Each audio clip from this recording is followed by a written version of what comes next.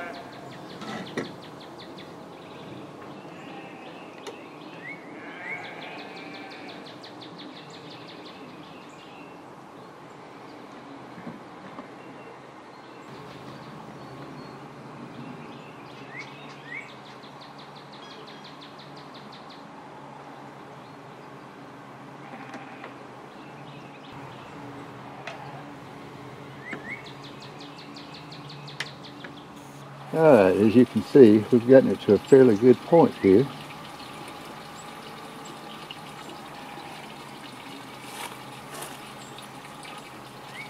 So what I'm fixing to do now is at that far end over there, I'm going to start building my square, or rectangle as it were.